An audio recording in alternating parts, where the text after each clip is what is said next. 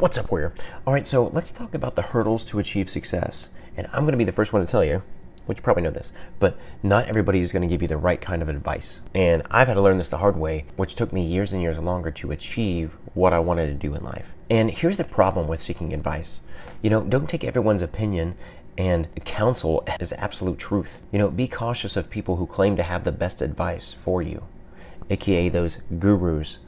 Now, I'm pro courses. There are plenty of courses out there, but also know that, do some research in the person you're actually going to be learning from. Because if you just go on and jump into what they're actually selling you without looking into that person's background, sometimes you'll find a lot of inconsistencies. And you'll see that this person copied something else from somebody else, and the one you're taking the course from didn't actually know jack. They were just mimicking somebody else. And it's so important to rely on God's guidance for your life.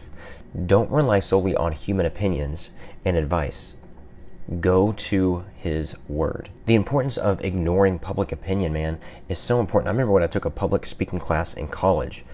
It's so wild. Some people, they would go up, they were shaking, and they would start stuttering and being nervous. Now, I wasn't the best public speaker, but I did enjoy talking to people. But at the time, I was nervous to go up there and, something that I worked on, a speech and whatnot. But it was mainly, I was like, I'm hoping it can make sense because I can be really random in the way I talk. And then I learned a lot from our teacher and how most people would rather face death than do public speaking. And I'm like, really? So we don't need to let public opinion dictate our decisions. You need to focus on what God wants you to do, not what others think. Because most of the time, it's based out of their own fears and they've created for themselves. And we need to learn from Jesus's example, man. Study how Jesus ignored public opinion and followed God's will.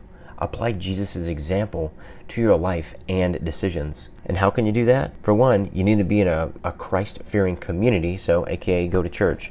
Not once a month, go every week. And if you want to really humble yourself, you need to volunteer. How in the world can you grow a community if you don't, have volunteers to do it? However, don't be doing too many things at once because you will literally get spiritually burned out. I did that years and years ago before I was married. I think I was in 5 ministries, and it really wore me out to where I did it out of routine. I didn't do it for God. I started being really negative, and that also showed up in my workplace. And I actually had people who weren't Christians come up to me and they were like, bro, man, why are you just so aggressive? And I didn't know I was being aggressive, but it's interesting how that stuff just shows up, and it hurts the way you need to find that out sometimes. But I apologize, and everything was good after that. But yeah, you need to be careful what all you invest in. Do not let pressure and comparison control your decisions. Focus on following God's will, even if it looks countercultural, which we are called to be countercultural as Christians. And remember, a glass can only spill what it contains. So you need a personal relationship with God. Develop a personal relationship with Him to understand His will for your life. Trust in God's guidance and direction. Because, bro, He is sitting there knocking at your door, and He wants to help you. He wants you to have these gifts. He literally has them sitting on a table, a spiritual table. He just wants you to go over there and collect them. But first, there are some things you need to do so that you can, in a way, earn them. And don't just think He's holding those gifts hostage from you. He's holding them away until you're actually ready.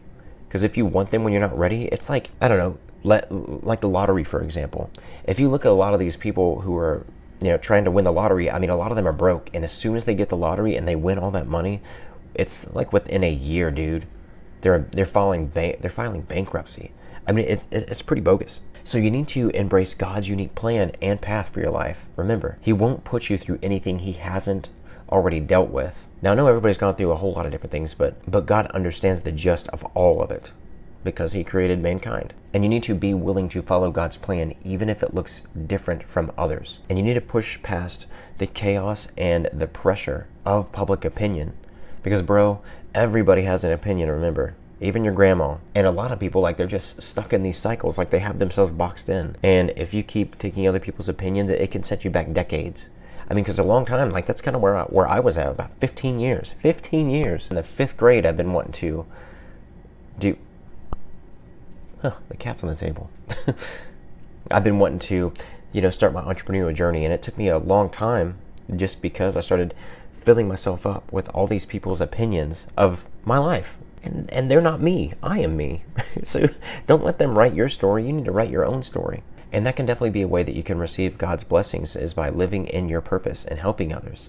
So you need to trust that God will provide blessing and stewardship as you follow His will. And He'll give you the confidence you need. You need to remember to trust in God's guidance and plan for your life. Do not let public opinion and pressure dictate your decisions. After all, life is short. You weren't called to survive, but to thrive. All right, warrior, go out there and have a great day, because God made this day for you. Bye.